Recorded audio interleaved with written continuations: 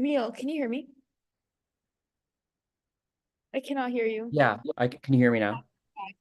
Okay, these are the cards that I have. So it's Wait, one we minute. should be live right now. Neil, can you hear me? Yeah, can you hear me? Hello? I cannot hear you. Yeah, can you hear me now? Oh my God, everything's like playing These are back. the Cards that I have. So it's Wait, one. wait, can you hear me now? Better? Wait, say something. Hello? Okay, I can hear you. It was because the my YouTube was open. 1 minute. Okay, 2 minutes. it's backwards. No, it's not. Is it backwards to you? Yeah, it's fine. It's fine. People will get the idea. Mizuki, I'm gonna start it.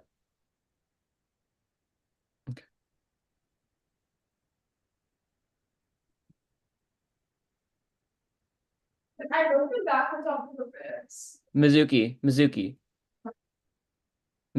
I'm gonna start it. Mute Okay. yourself.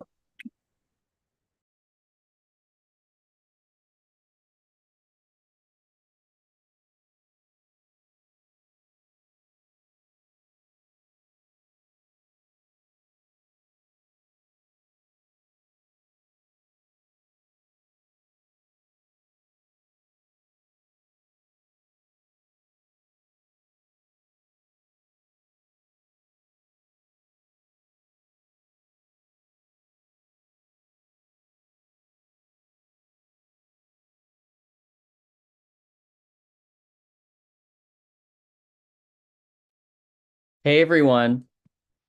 Welcome to the first town hall for the 2024-2025 election season. I'm so excited and happy to see all of you here. Just a couple things before we begin. First of all, you should only be on this Zoom if you are a candidate in this election.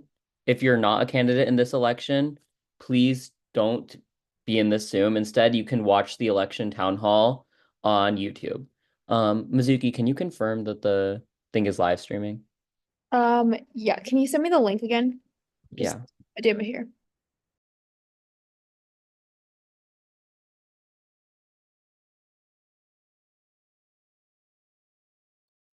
Mizuki, just let me know when you can see it. No, no, can you send it to me like DM it on the meeting chat privately to me?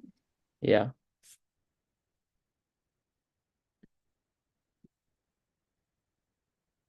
All right.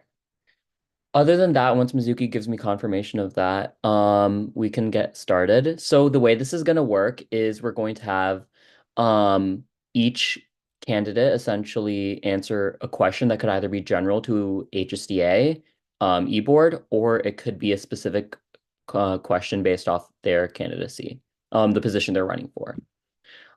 So each candidate will have 3 minutes to answer that question, and they will be like have the signals from Mizuki, 1 minute, 2 minutes, and then she'll count on five, four, three, two, one.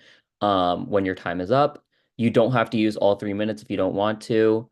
Um, and we're going to be going in the order of chair, vice chair, communications director, programs directors, and then development directors. Um, any questions at this time about any of that? All right. So what I'm going to ask is that anyone who is not a chair candidate turn off their camera just so it can be clear to viewers who is answering questions. Awesome. So our first candidate is Hannah, who's running for chair. So Hannah, before you start, and this is a general rule for everyone, before you start your answering your question, just introduce yourself, give your pronouns, and a little background about yourself before you answer the question. All right. So Hannah, your question is, given the growth of our organization over the last few years, managing how much time can be dedicated to different projects can be difficult for the national chair.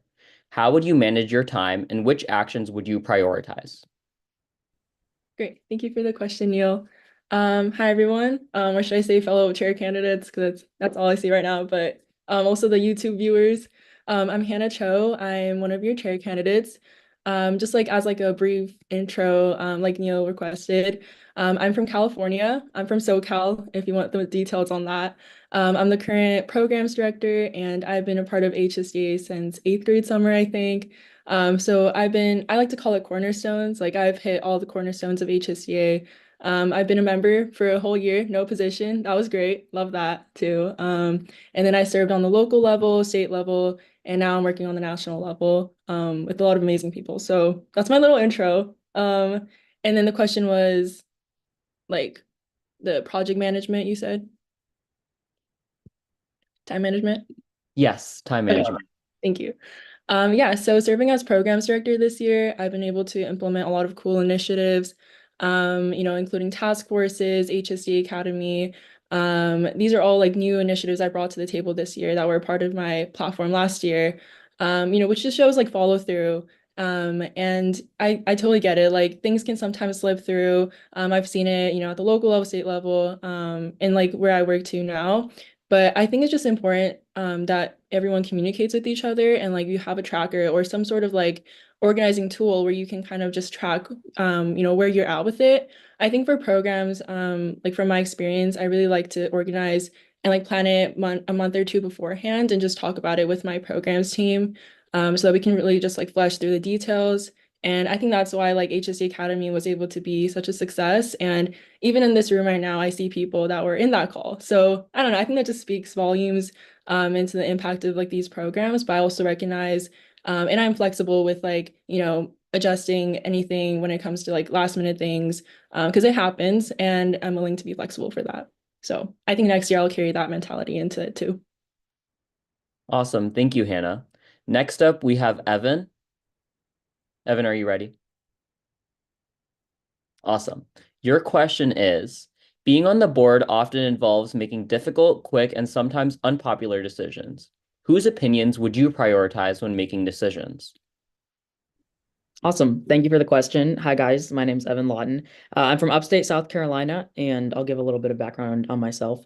So last summer, I served as a Senate page in Washington, D.C., and then I came back to South Carolina and I restarted SCHSD. It really was just that. I restarted SCHSD. Previously, the organization had been around, but then the past leadership had just abandoned the organization. And so we came back. We have rebuilt the organization from scratch. We're closing in on a dozen chapters in just one school year, and we have worked really, really hard to help build this organization across South Carolina, which I'm sure all of you know how difficult it can be, especially meeting new people, reaching out to people. We emailed every single principal in the state just to see if there was some sort of club related to high school Dems at their school, because like I said, there were no resources whatsoever. We didn't know where any chapters were across the state. So we've put in a lot of work this last year in just helping to rebuild the organization. And I'm so excited to have the chance to run for national chair. So to answer the question, I think that it's incredibly important just because of how diverse HSDA is, that we bring in different perspectives to every decision that we make. And one of the parts of my platform is the communications aspect. And something that I want to work towards is building a communications commission.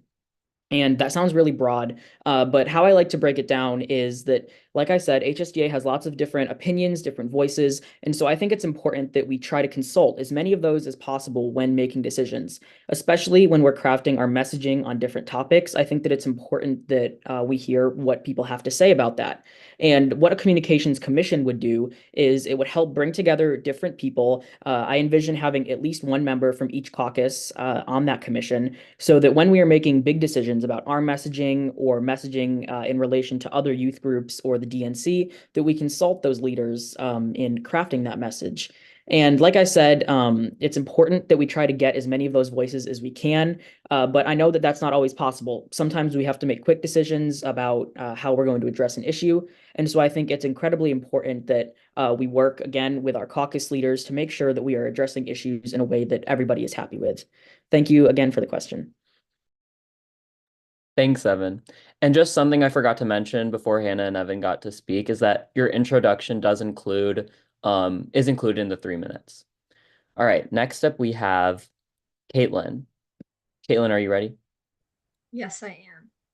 Awesome. Your question is, being the leader of a national organization involves helping many different people with many different opinions and questions. How will you make sure everyone's voices are heard? Thank you for the question. So my name is Kaitlyn Steiner. I'm the chair of Oregon and I live in Portland. I first discovered my love for politics as a leader of Teens for Tina campaign, um, which was the Oregon gubernatorial race. And it was an incredibly successful youth campaign that just inspired my love for youth mobilization. And then my sophomore year, I found HSDA and refounded the Portland chapter. We have now close to 100 members and are currently working with 4 additional counties to expand. So, circling back to Neil's question, I think similar to Evan, a part of my platform is including more caucus voices in our discussions as a part of HSDA. And so I would like to implement maybe a representative from each caucus to be a spokesperson so that we can include them in our decision making. Yeah, thank you. Thank you, Kaitlyn. Next up, we have Victor. Is Victor here with us today? Yes, I am. Awesome. Your question is, in what ways do you think HSDA's relationship with the DNC should be utilized or transformed? No, thank you so much, Neil, for the question. Hi, everyone. My name is Victor Enosa. I am a rising senior at the Waukegan High School, about 30-ish minutes from Chicago in the Great Prairie State of Illinois. As Hannah stated, I started in the HSDA, same as her, at the summer of 8th grade, now coming on to my senior year up here in the HSDA. And honestly, as she stated also, I've served in absolutely every single level that HSD has to offer, from the local, state, and I would add the regional level and national level of the HSDA, being able to witness every single type of passion that there is in the HSDA, from the local politics up to national politics. But to answer your question, Neil, I would say that the DNC, as the HSDA states in their Instagram bio, is the youth wing of the Democratic Party, right? We are the basis of entering into politics for any type of movement, right? May that be the youth progressive movement, may that be youth politics in general, right? I believe that the HSDA needs to be using its resources in the HSDA, in the DNC, to keep pushing our momentum forward. May that be just in general with any specific legislation, or may that be just increasing our finances, our movement, and our power within DC and across the country. I also believe that the DNC can be and forever can be a great partner in pushing the progressive values of the high school Democrats, whatever way we want to push it in this organization through this administration that's coming up and for the next ones that come after. At the end of the day, I believe that the DNC will and can be that pillar and guide for us leading forward. Thank you. Awesome. Thanks, Victor. Next up, we have Daniel. Daniel, are you here with us? Are you ready? Yes, thank you. Awesome. Your question is, how will you work with the Adult Advisory Board to improve HSDA? Yes. Hello, everyone. I'm Daniel Patterson. I'm currently serving as the chair of the North Carolina State Chapter. I've been serving for around 2 years now. In my time here, we have raised more money than any other board. We've raised a little under $10,000. We have also, since being here, last year's summit did get canceled, but we had raised enough funds to send everyone to DC, transportation included, and I'm proud to say we've been able to do that again this year. As HSDA chair, I will work with the Adult Advisory Board to make sure that we have a diverse coalition built across the country so that we can have strong HSDA chapters in every state. My current goal is to expand HSDA and to make it as impactful as an organization as possible. And part of that is going to be making sure we have chapters in every state, especially those swing states and our red states, to really make sure that we're engaging and mobilizing people on a grassroots level. I would also use the Adult Advisory Board and their connections and the status they hold within the party to be a more effective fundraiser.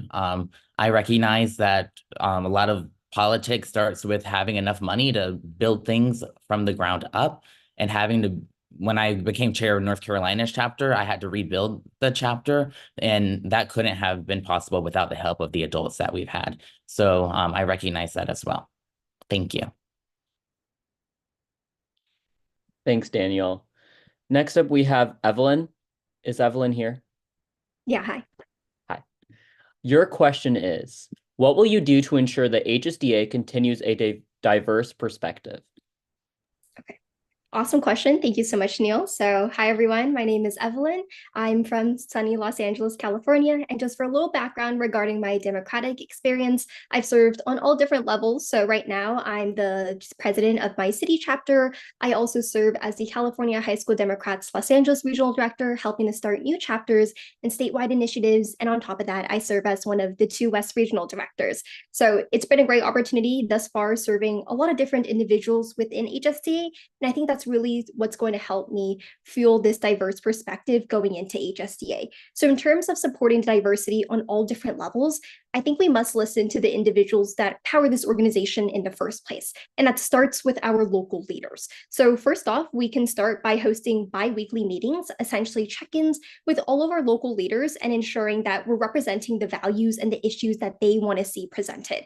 Because sure, while we have held some events throughout the year, for example, sporadic ones in order to support certain issues, I think we haven't seen that level of consistent national presence, because it's one thing to say our DMs are always open, but it's another thing to make that forum and make it accessible. So by pushing that out in our general channels, but also through our newsletters, I think that's a great step forward. But in addition to supporting our diverse perspectives, we can also partner with a lot of different organizations. So for example, the Youth for Biden team is a great way to start off. They already have mobilization efforts all across the country, especially in really critical swing states, for example, in Pennsylvania and Michigan. And we can utilize those connections to youth networks that they've tapped into to further grow HSDA and develop and grow from that organizing experience. Because while we all have individual experiences, whether it's experience in making really cool graphic design posts that catch individuals' attentions or being able to knock on doors in a really, really effective manner, I think the best way that HSDA can grow as an organization and leverage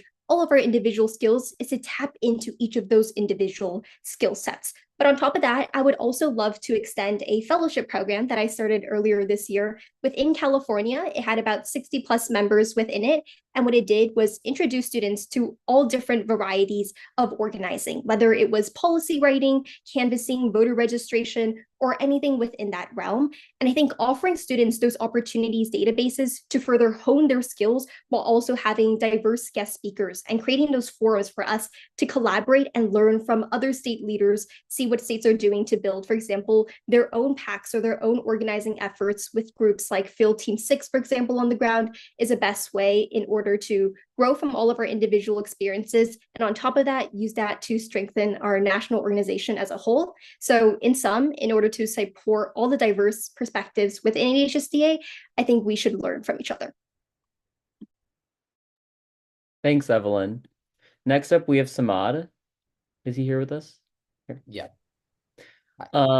Your question is, the national board has been criticized in the past for being out of touch with grassroots activist work. How will you change that?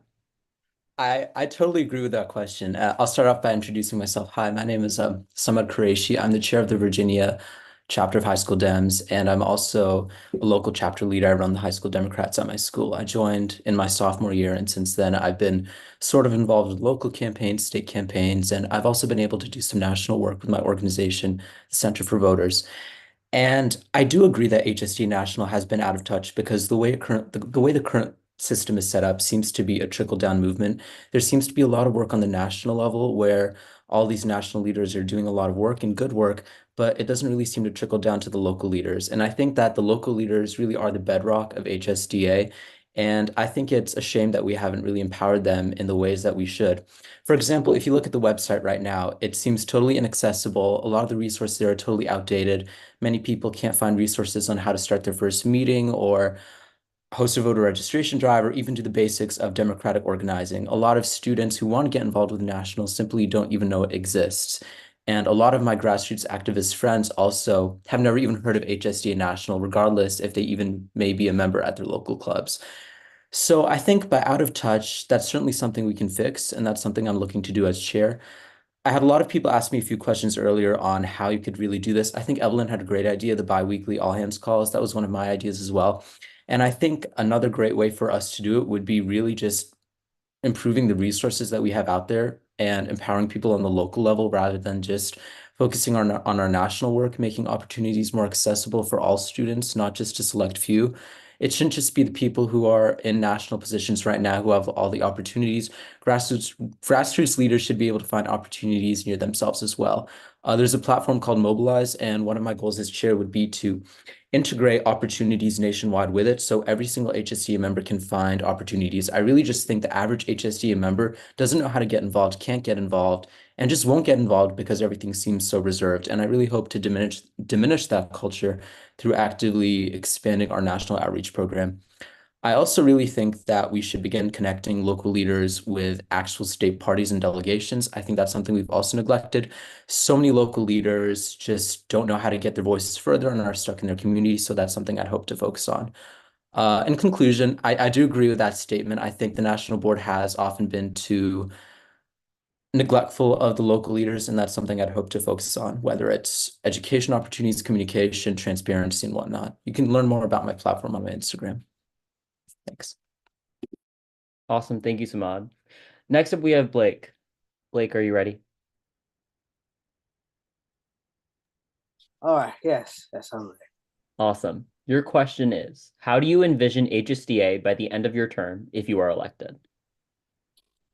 Well, first off, my name is Blake Fleming. I'm from Huntsville, Alabama. I'm not really as experienced as everyone here. I'm quite new to the whole thing, but I am experienced when it comes to politics. I've spoken to a lot of politicians and a lot of Republicans and a lot of Democrats. And one thing that I have learned over the course of speaking with them is that with the Democratic Party, over the years, we've tended to not really outreach to Republicans, especially to conservatives in small towns.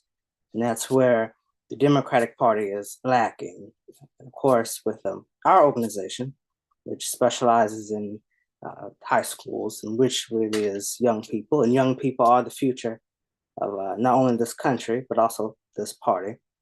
We have got to revitalize our systems, exactly how we outreach, who we're speaking to, and what we are saying. And we have to do it a little slower. That's another thing. I've noticed that we use big words. We use them so big, we go too fast. And a lot of Republicans tend to like candidates who speak like them in smaller portions. But it also depends on what is being said and what is being done. And how I envision it in the end of my term is that I would love to leave High School Democrats of America with a revitalized system that not only is a little slower, but is also more progressive than what I left with. So that's kind of my goal, and my administration, so to speak, is to move slowly, but with a more progressive mind that doesn't leave out conservatives or modern day Republicans. Thank you. Thanks so much, Will. Lastly, we have Will. Oh, sorry. Thanks so much, Blake. Lastly, we have Will. Is he here with us? I don't think so. So that is the end of the first round for chairs. And next up, we'll have our vice chair candidates. Thanks so much, chairs.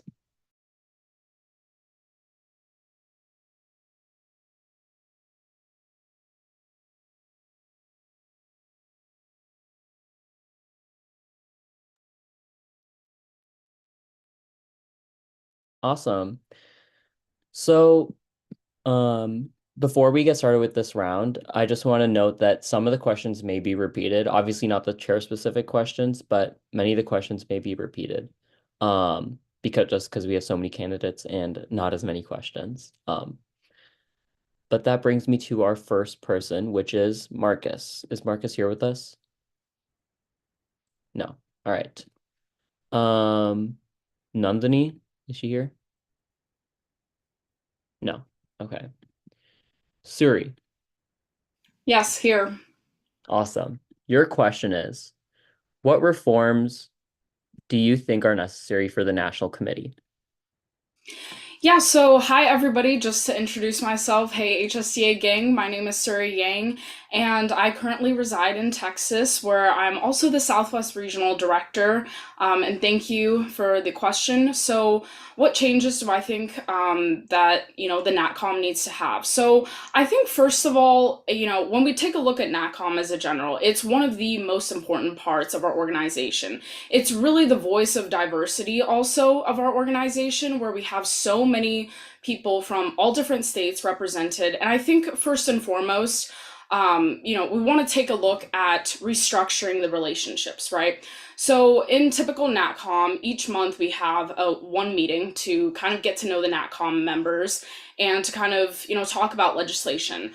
First of all, I would just like to say it's a great time, to spend with these people who are so capable, but I want to expand on that time. So what do I mean? First of all, besides the typical NatCom meeting, I think that we should also implement another at least bi-weekly or monthly meeting just to get to listen to what NatCom has accomplished, or to get to know, in a speaker panel, to talk to these people and include them in events and overall in the organization as a whole. I think nowadays we're seeing that a lot of times in NatCom and the national staff and states that we're all kind of divided but under the same organization. And then secondly, I think one of the biggest changes I also want to see is just, getting to recognize the leaders in our different NatCom groups. I think it goes to show, that we do truly value these diverse voices that are working together for progressive change. And, specifically talking about, the Women's Caucus and AAPI Caucus, those are some of, the many voices that I want to strive to elevate even more because their work matters. And at the end of the day, at HSDA, I think one of the most important things that I'd like to bring as vice chair is support, transformation, and inclusivity. Those are the things that, sometimes we just get to talk about it in general, but don't really get to accomplish. And I can guarantee you, if you want change for the HSDA gang, vote Yang for the gang. Thank you so much for listening to my answer, and that's pretty much it. Thank you. Thank you. Next up, we have Olivia. Is Olivia here with us? Hi, yes, I am here. Hi, awesome. Your question is, how can we elevate caucus leaders' opinions on national issues? Oh, okay. So to start off with, my name is Olivia Morant, and I'm from South Louisiana, though I do attend school in Central North Louisiana. My pronouns are they, them, theirs. I started HSDA my sophomore year, thanks to the previous state chair who went to the school I did move to, and I currently serve as the Louisiana state chair. So as for how I would utilize the caucus leaders' voices, first of all, I think an issue that we did have this past year is that sometimes statements were being released without consulting the groups that they affected.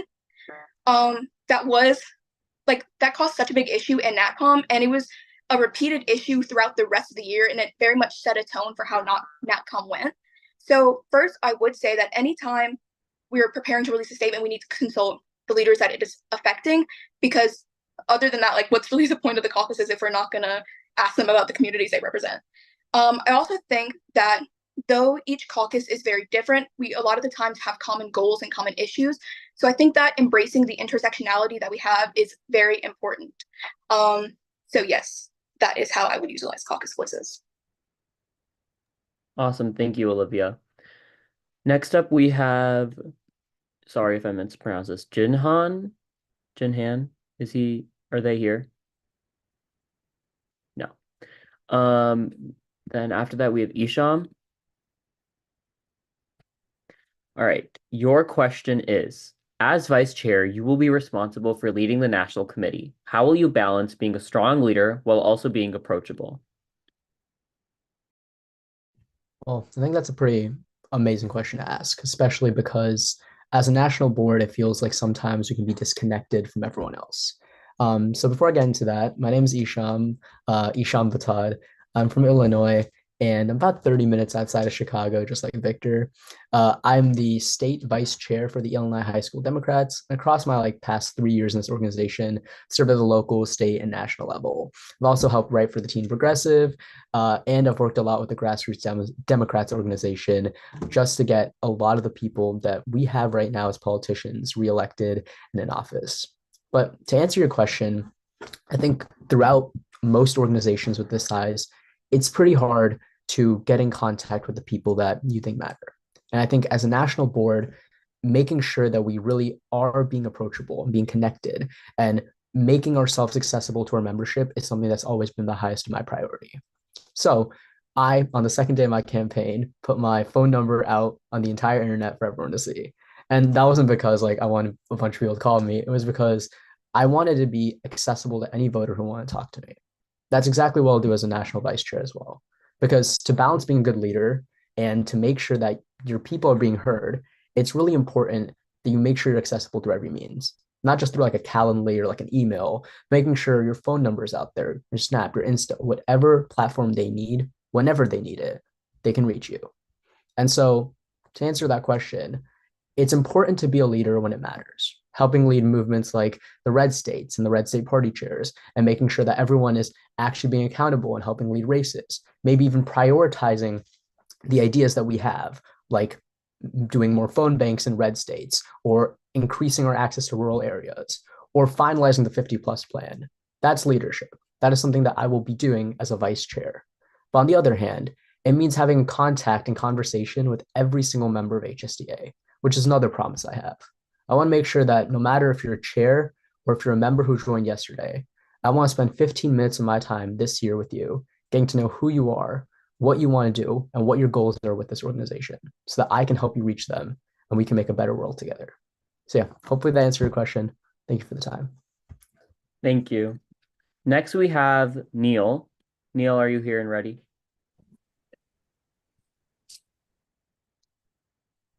Sorry. All right. Your question is, how will you delegate work and collaborate with your co-vice chair? Of course, thank you for the question. To give a little background about who I am, my name is Neil. My pronouns are he, him.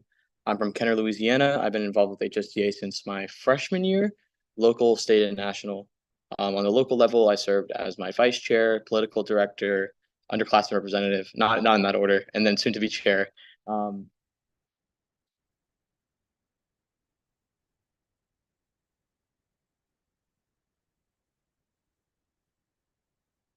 To contact 200 teachers at every school are in our area.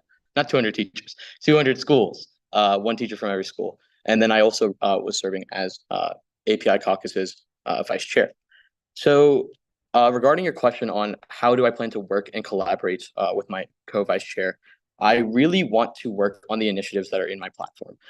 Just to give you a quick rundown of what's in my platform, it's a little long, so I'll give a summary. So I have a lot of things on state support, task force and caucus system support, national committee reform, and more support for the way that we have our outreach programs accessible to our members. So very specifically, I want to work with my co-vice chair to reinstate the red state position, create more available resources to red states in coordination with the red state task force, and develop a team that assists in local chapter coordination specifically. As someone from a red state, I've personally experienced this kind of disillusionment with politics and we're seeing a lack of support in a red state, especially with the DNC. But the reality is, red states are very much the backbone of how we can outreach and expand our voter basis. I can give an example. So in Louisiana's gubernatorial election, we had a 36% voter turnout. 36%, terrible. And then obviously Republicans won, and that's because of a lack of engagement within our red states. So I would love to work with my co-vice chair on these red state initiatives, and I really, really am passionate about that. Within sustainment of local chapters as well, I really wanted to work on that local chapter coordination thing to identify and address specific needs within states and local state chapters, local chapters, helping them in their decision-making process, and working on a grant program. That is one of my big things. Working on a grant program to provide financial support to these state and local chapter organizations. A big issue when I talked with some members was hearing about the way that they don't receive support in their voter drives or initiatives financially. And that is a very big issue. And I really believe that if we create a grant program, we can ensure that they receive the support that they need. So that's one of the initiatives I would love to work with my co-vice chair. And then in general, I feel like leadership in itself is inherently an up-down system in where I have to serve the local chapters with my co-vice chair to actually make sufficient change. And I'm very passionate about that as someone who's been on that local level. I really want to work with my co-vice chair to ensure that local chapters actually receive their support. So thank you so much. Thank you. All right, next up we have Ethan. Is Ethan here with us and ready? Yes. Awesome. Your question is, if you got to serve on the DNC, what will you do to ensure HSDA gets the recognition it deserves? So before I answer your question, I'd just like to introduce myself really quick. I'm Ethan. I'm from West Michigan, and I have experience in politics at the county level with smaller organizations and other things. But now to the question. I think the main way is just to talk to people, to make it known that an HSDA representative is there, because it would be bad if I just melted into the background and then no one would know what were the goals of HSDA or if it even exists. So I think what I'll focus on if I'm selected to be a delegate at the DNC is just to talk to everyone and just make sure okay, these are our priorities. This is what we care about. And these are what the Democratic young people care about. And to help with that, I just talked to the members of HSDA to make sure I'm getting the right message across. Thank you. Thank you. Next up, we have Anae. Anae, are you ready? Yes, I'm ready. Your question is, what do you think is the most important element of youth engagement? That's a great question. I just wanted to start off with saying a little bit about myself. Hi, everyone. My name's Enosa Subani. I'm from San Diego, California, and I've been engaged in progressive politics since 6th grade when I started volunteering at a local city council election, and then I've transitioned into different roles. I served as the founder of March for Our Lives San Diego, and I recently turned it over to a new group of leaders. I also am the founder of San Diego HS Dems, and I'm a part of San Diego County Youth Democrats, and I'm currently working to create more county chapters across California for HS Dems. So going back into that question, so I think the main thing that when it goes to youth engagement is just actually getting people out there and doing the stuff and making direct contact with the voters or the legislation, people ready to make legislation. So through my work with Grassroots Dems, I've worked with them for 1.5 years now, and now I'm a leader within the organization. I've been able to set up multiple phone banks, including youth-specific phone banks, as well as postcarding programs that I've also been sending out to HSDA members. So as vice chair, I would like to include a phone bank into vulnerable areas, including red states and swing states or swing congressional districts, where HSDA members can directly get engaged with the voters. These phone banks, I've already made plans on how to get them powered. And at the same time, I would like to get them to gain access to lawmakers to speak with them. I've personally spoken with multiple members of California State Assembly, and they're all like, HSDA is such a wonderful organization, and they would actually like to speak with HSDA members to learn more about the progressive policies that HSDA members want and to connect with them. So those are the two methods that I would use to get people involved in the organization through youth engagement. Thank you. Next up, we have Anthony. Is Anthony here with us? All right, it doesn't seem like it. Next, Drew. Is Drew here? Yes, hi. Awesome. Your question is, have you read the bylaws and do you think they need reform? Thank you so much for that question. Just hi everyone, my name is Drew Sora. I'm a rising senior from Long Island, New York, and you're gonna have to excuse if you hear an accent and also the horrible lighting in this room. I really should have checked that out beforehand, but that's okay. Yes, I have read the bylaws. And to go into a little bit about myself very, very quickly, I've worked on 20 plus campaigns and I have those references for people, and it's one of my strong suits. I'll be fully transparent.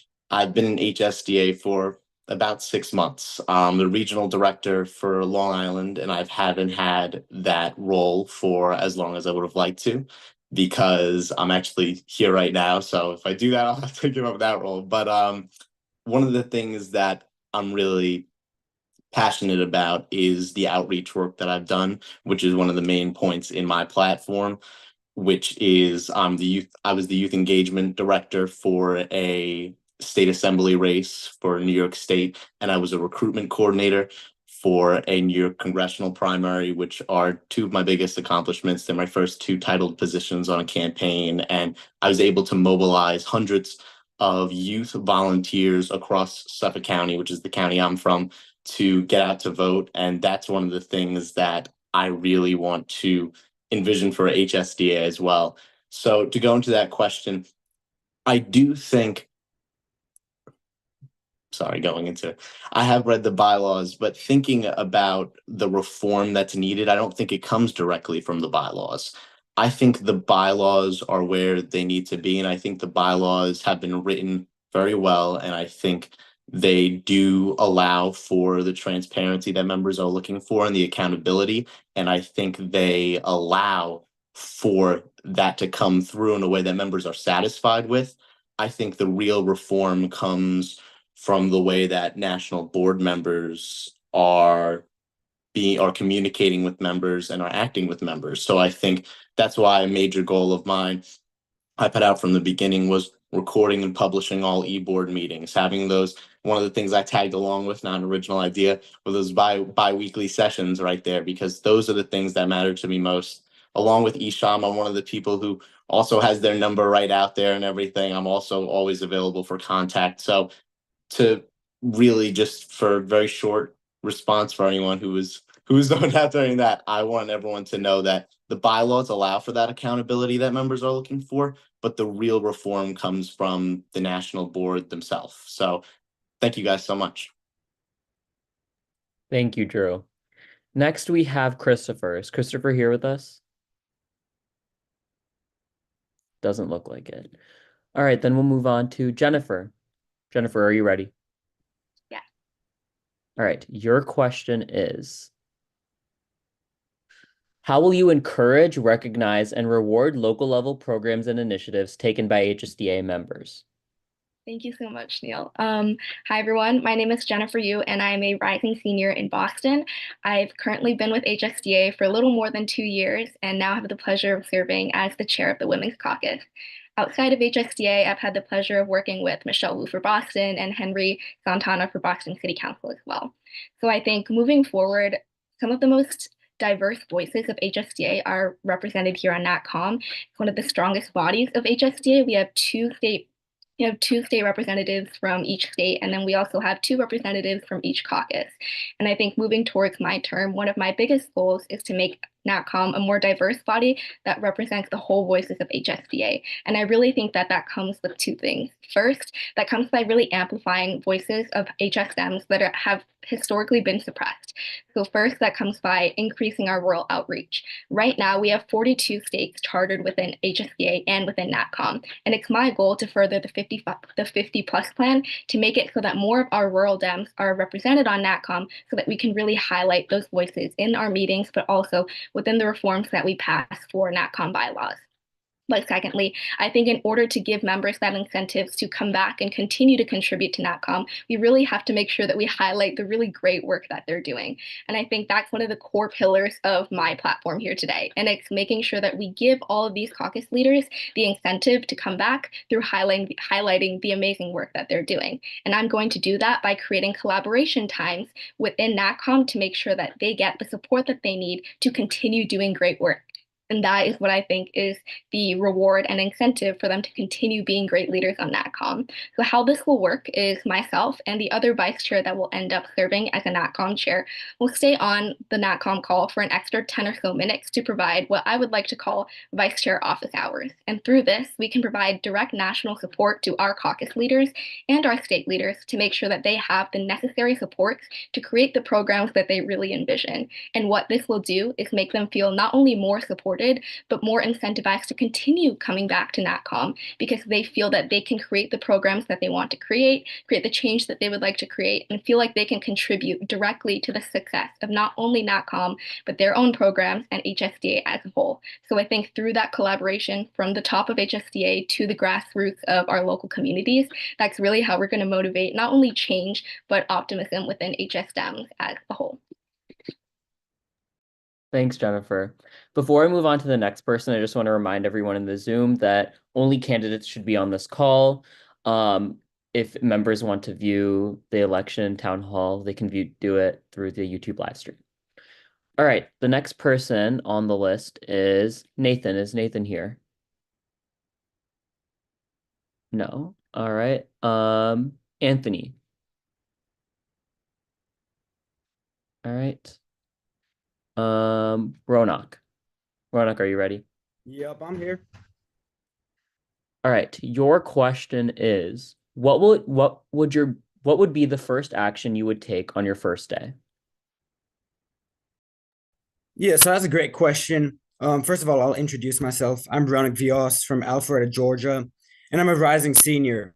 So talking about what my first action would be. So if anyone has looked at my platform, I have a lot of things I want to do, but I'd say the first thing I want to do is make the people that are members of High School Democrats know that I'm accessible and always willing to help.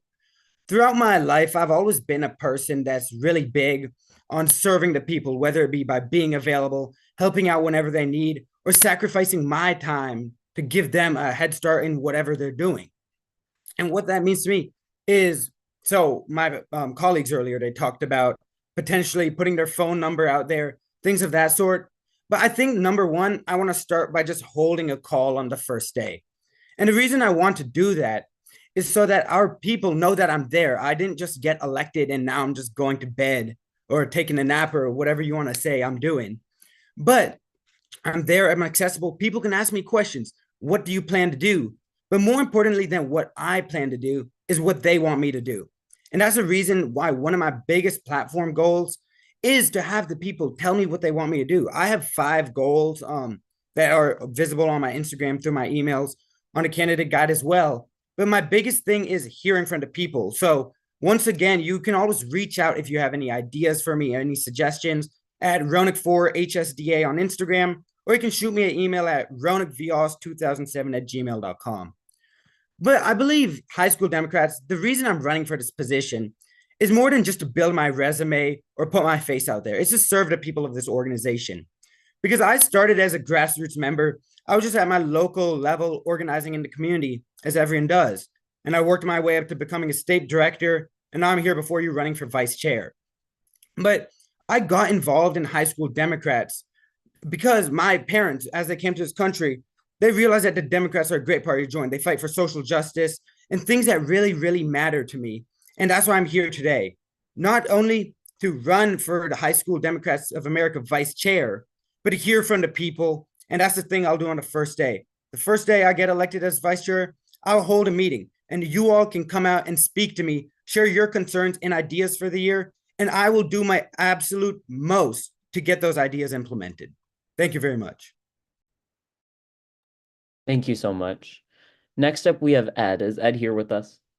Yep. All right. Your question is, identify the biggest cause of elitism within HSDA. What is your plan to fix that? Well, thank you, Neil. Just to introduce myself a little bit, I'm Ed. I'm one of the other West Regional directors, and I also serve as a local leader on the rural level, and I'm the California chair of 2 other progressive organizations. To kind of identify the big source of elitism within HSDA is to kind of look up to what another candidate said earlier about trickle down and how basically we want to start with national and just hope it moves down. That's something that, like that other candidate said, that we need to really focus on making sure we reach out to those local chapter leaders and state leaders. As a local chapter leader, support is something that I haven't really seen too much, not just from national, but state level too. And as vice chair, I definitely focus on making sure we mend that gap and make sure that connection, not just between the states and national e-board, is more secure and more, advanced, but that our connection with local chapter leaders is reformed, because they're the start of where our organization can grow from. Like our state leaders, they might represent like what the state feels, but our local chapter leaders are where our organization grows from and where we can hold our most valuable events. That's where we can connect to more local officials, more local candidates who really can help us with our ideas and make sure that we as high schoolers can have our voices heard and amplify our visions. With this idea, I'd help make sure that our rural voices are heard more. I'm personally from a rural area in California, and this has given me a great upbringing to be able to listen to other people's voices and be able to make sure that these events are more accessible for everyone. And that's something I really want to bring up to national, making sure our events are not just for, maybe sent out the day of, or making sure that they're only sent out to like registered members. But that way we make sure to reach out to more people, more county parties, making sure that we don't just focus on reaching out maybe once or twice to a state that maybe doesn't have a chapter. That doesn't always really work out, and making sure that we contact those local parties, those local groups that really make those difference in rural areas that don't necessarily have a voice in our organization just yet. That's the best way we can start expanding, and that's the best way we can really amplify voices and really crush the elitist idea in HSDA, to make sure that HSDA is a place where people can go to get their ideas out, not just a place for people to listen to our ideas and make sure then that they just organize for those, but where they can have an opinion on what we do. That's the most important part of HSDA, is to amplify our voices. And I feel like making sure that we focus on those local ideas rather than just focusing on a national identity, it will definitely push us in that right direction. Thanks, Ed. Next up, we have Eric. Is Eric here with us? Yes, I'm here. All right, your question is, how do you envision HSDA by the end of your term if you are elected? Well, first I will introduce myself. My name is Eric Spraggins, and I'm running for vice chair. If elected, I see High School Democrats of America becoming a we have 100,000 members, and I believe that with those 100,000 members, every single one of our members should have a voice and should be able to express their concerns within this process. There is no way that there should be 50 of us as leaders from each state or on a national committee who is making all the decision. This requires a group effort. If we're going to go into the 2024 election beating Donald J. Trump, it's going to be a group effort as young people in all states, and it requires all of us to be on hand for that. Young people together will be able to unite and have the strength that no other movement can have. We've seen it in this past 2020 election. People said Biden will fail, but young people, they turned out and we won and Biden won, and it's because of the young people who did that. So when we are making sure that we're united as a whole internally, we can go in and do whatever we want as far as making sure that our voices are being heard together. So at the end of my term, I see us being more open. I see us being more open-minded to having new people at the table. I see us being more open to where everyone can have a seat at the table. I see us being more open to where everyone can have a voice. I see us more open to where, hey, tell a friend to tell a friend, I want to join HSDA because I'm allowing people to speak up and be a part of the process. We have to make sure that everyone's a part of the process if we want people to come back and be like, I'm ready to work. What do you want me to do? And we got to make sure no one is forgotten. State chapters, local chapters, if we have to give them the resources, but we have to make sure that we are going to them so that they're not afraid to come to us, so that we can build that communication to build our whole organization up.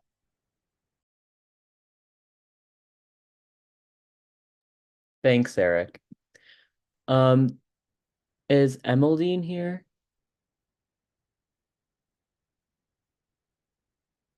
Um, Hamilton? I'm sorry, I might be mispronouncing your name. Is he, are you here? He is here. Are you talking to Sorry, I me? might have been mispronouncing your name. It's Elmadine. Elmadine. Sorry. I'm so sorry. It's fine. Your question is, how will you work with the Adult Advisory Board to improve HSDA? First of all, my name is Elmadine. I'm from St. Louis, Missouri, and a little background on me. I started the Missouri State Chapter for HSDA, and I was instrumental in getting it started, and and um, and how I will work with the Adult Advisory Board when I'm vice chair is to court see what we can do as a youth organization. I don't necessarily believe that we should be limited by the Adult Advisory Board, but I think their advice about what we can do to not only benefit youth activism but also the Democratic Party and the Biden re-election campaign will be helpful in elevating our national profile and image in the Democratic Party. Thank you. Thank you so much. And that concludes the vice chair round of this town hall. Next, we'll have our communications director. Thank you guys so much. Can all the communications directors please turn on their cameras? All right, it looks like it might just be Blake. But before I begin, I'll just go and ask, is Ava here? No. Is Tate here? No. Rishita? Hi, yeah, I'm here. Okay. If it is possible, could you turn on your camera? Oh, my camera is on from my side. Oh, it might just be my screen that can't see your camera. All right. In that case, your question is, in the past year, HSDA has expanded to several thousand members, but we have significantly fewer on social media platforms. How can we lessen the gap between our membership and following? So obviously, sorry. Sorry, I just got a message that I can't. Should I just rejoin and retry to turn my camera on or? Sure, we can start with Blake, if that's better. Sorry. All right, Blake, are you ready? Yeah, I'm ready. Your question is, how will you further develop current and former communication projects such as the podcast, the Progressive Teen, and other multimedia outlets to expand accessibility and popularity while improving quality and regularity of publishing? All right, so let me give you some background on myself. So, hi everyone, my name is Blake. My pronouns are he, him. I'm a rising senior, and I'm from Torrance, California, just outside Los Angeles. I've been part of HSDA for about since sophomore year. I held a lot of leadership positions in my school. So yeah, so I have a lot of experience in that stuff. So I feel that we need to. I'm sorry. So the progressive team is I'm a right of progressive team, so I know a lot about that. So I think we need to increase more outreach, like the progressive team podcasts, like on Instagram, and also in the Slack. Like we could every week or month when the articles are posted, we could say, hey everyone, let's go read the latest articles on the HSDA website. So increase the engagement among HSDA, create more in outreach type thing. And also we could post on Instagram the latest. We already do the multimedia that's on Instagram. I think we need to post that on the main Instagram because to get more outreach and people can learn more about HSDA or platforms of what we have. So yeah. Awesome. Thank you, Blake. All right, Rishita, are you ready? Yeah, I'm ready. Sorry, can you see me now or? No, I don't think so. It might just be on my end, but if not, it's okay. You can just continue without a camera. Um, your question is, in the past, divisive issues have resulted in inconsistencies between national HSDA posts and press releases and those of states and caucuses. To what degree, if any, should caucus and state communications be regulated by your position and the national board? Sorry, you cut out at the end. I think this is just an issue like with my computer. Could you repeat the question? Sorry. Yeah, sure. In the past, divisive issues have resulted in inconsistencies between national HSDA posts and press releases and those of states and caucuses. To what degree, if any, should caucus and state communications be regulated by your position and the national board? Okay, so hi everyone. My name is Rashida Nosam. I am based in central New Jersey and I use she, her pronouns. I've been a part of HSDA since my freshman year. I'm joining my local chapter on the executive board and I will continue to be a part of my local chapter next year. Last year, I joined the Northeast High School Democrats as the social media director. And it's been super great being a part of HSDA and getting to see the behind the scenes of planning and kind of coming together to advocate for our cause. So in terms of the communication between states and caucus leaders and also HSDA as a national organization, I think this is one of the most important parts of our organization. Obviously, I think communication as a whole is the most important part of our organization. So I think this should be pretty highly regulated by my position, not in any way that kind of interferes with like the events and proceedings of states and caucuses, but just to make sure that they are communicating with each other and making sure that groups that are being talked about in certain press releases and Instagram posts have a say in the information that we are putting out. So we obviously want to avoid this inconsistency because HSDA can discuss really pressing issues and very important concerns at times. And we obviously want to make sure that we're including the correct and like factual opinions of caucus leaders who may be able to see things from a different perspective. And we also want to have this be cohesive with states that are putting out like their own Instagram posts. We just don't want to divide between the different levels of the organization.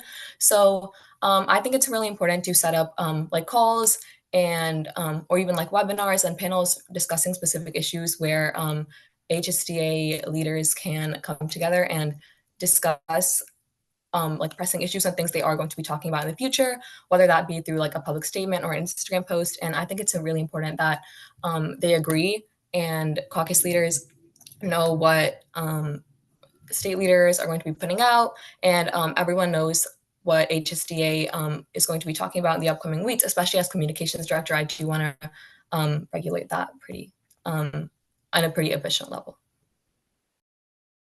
Thank you. All right, that concludes the communication director's portion. Next, we'll have our program director candidates. Please turn on their cameras. All right, awesome. So first up, we have Amanda. Is Amanda here with us? All right. Amanda, your question is, what specific action items will you plan for the 2024 elections in November? Okay, so hi, my name is Amanda, and I go by they, them. Throughout my journey in HSDA, I've helped set up the first chapter in my county, which is the seventh largest county in the country. And I hope to work with the Hillsborough Public Education Caucus to like expand HSDA to at least 3 more chapters by the end of next school year. I've also like helped spread awareness on like queer people, and I've like seen and done research on how immigration policies have affected immigrants. So for this year's election, I hope to first off create like an extension to my Politics Simplified program, where we can like help educate people on how elections work and why it's so important that they themselves go out to vote. Uh, because I've seen like online, there's been a lot of misinformation on, like the candidates and stuff. And so by doing that, as well as like with working with the communication director, I believe that will certainly like reach like a lot of people and help them realize that their voice matters. I also hope to like work with other organizations to contact high schools to have their students to register to vote so that even if they can't vote in this year's election, they can vote in the next upcoming election. I'll also work with the caucuses and diversity coordinator to like reach out to individual marginalized communities like the Latinx caucus, the Black caucus, to reach out to those specific people and have them go to the polls and vote for Biden. And yeah, like I believe that HSDA, we do need to take more action because there isn't really like a lot of connection between like the state, national, and local caucuses. And I believe that if we all come together and collaborate, we can amass like a lot of like people to have, their voice heard in November. Thank you, Amanda. Next up, we have Johans. Is Johans here with us? Awesome. Johans, your question is, oftentimes there is low turnouts for national events, programs, and initiatives. How will you help improve this? Thank you so much for that question, Neil. My name is Isham Batad, High School Democrats, and the truth is, I've been a part of High School Democrats ever since I was a rising freshman. I became a member early on, and now as I transition into going into my senior year, I know a difference has to be made coming up.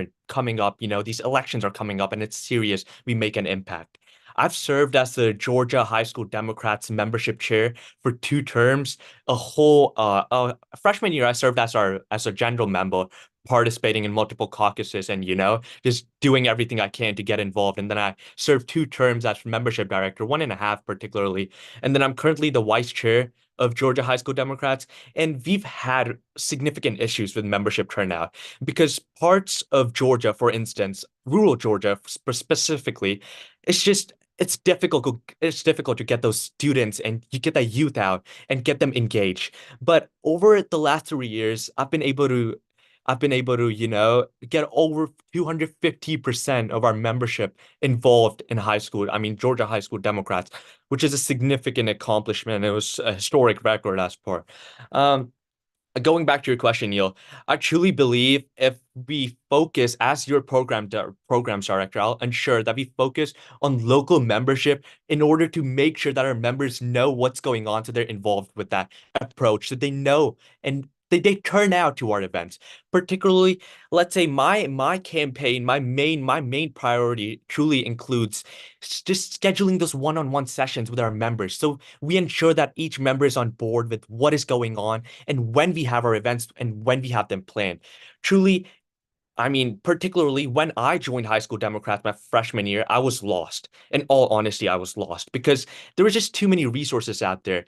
And that help is needed in our organization. And I'm there as your programs director to provide for that help. Something else I'd like to focus on is incorporating rural membership, as I talked about.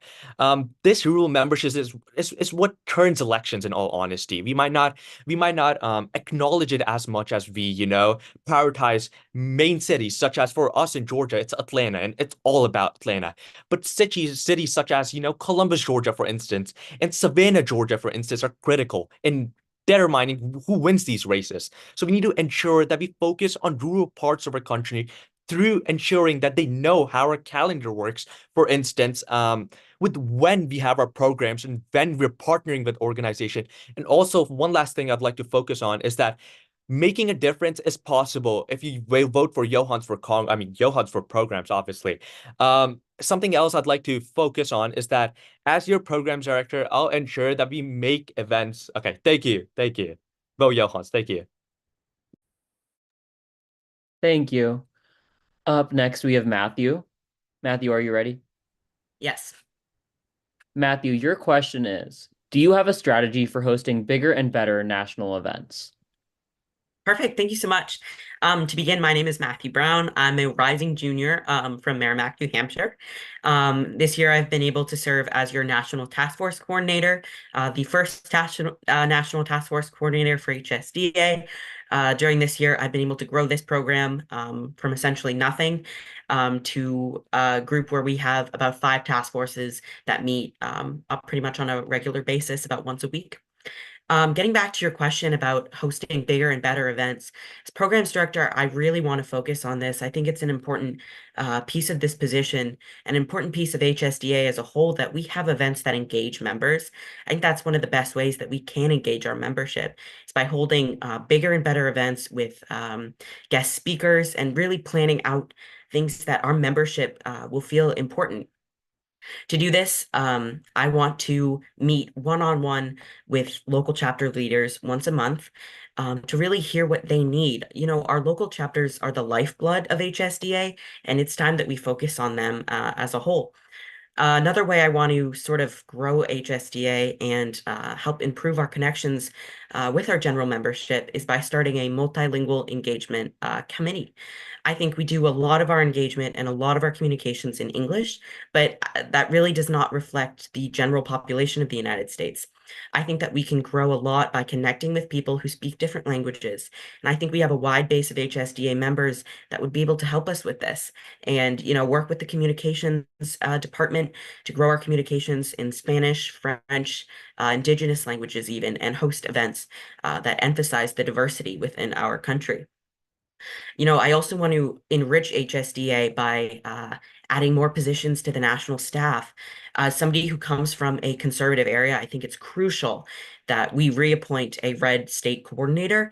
I think it's also crucial that as a programs team, we have more events focusing on legislation and advocacy. I think we should have a legislative director and an advocacy director.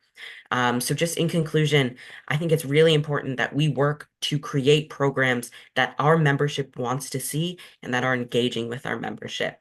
I'm excited to be able to serve as programs director if elected, and I look forward to continuing these conversations with general membership, state, national, caucus leadership, and regional leadership. Thank you. Awesome. Thank you, Matthew. All right. Finally, we have our development director candidates. Will all the development director candidates please turn on their cameras?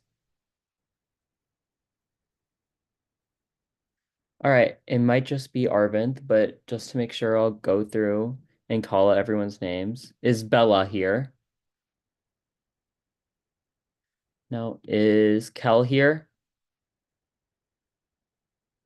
No. Is Brody here? No. Is, I might be mispronouncing this, is Sahasra here? All right, no. All right, then, Arvind, are you ready for your question? I am. Your question is, many members voice concerns about the restrictions on elections this year. However, cutthroat campaigning is also unacceptable. How would you hold elections if elected to this position? Okay, so just a quick introduction for everyone who doesn't know me. I'm Arvind Balaji. I'm from Iowa. A couple of things about me. I'm a debater. I'm the captain of my debate team. I'm a state champion here in Iowa. I'm also part of the Iowa Youth Congress, which focuses on policy here. And it introduces policy, youth-based policy to legislators. So that's just a couple things about me. I absolutely understand what you're going on about there, Neil. It's that essentially, right, you don't want too many restrictions, but you don't also want kind of like the unlimited kind of campaigning that just hurts the HSDA, that hurts our members. I think fundamentally what we need to prioritize in the election cycle is ensuring that first, the voices of everyone is heard and it's communicated in a way that doesn't hurt other people. Neil, I think you've done a great job already in terms of running elections in a way that doesn't hurt people.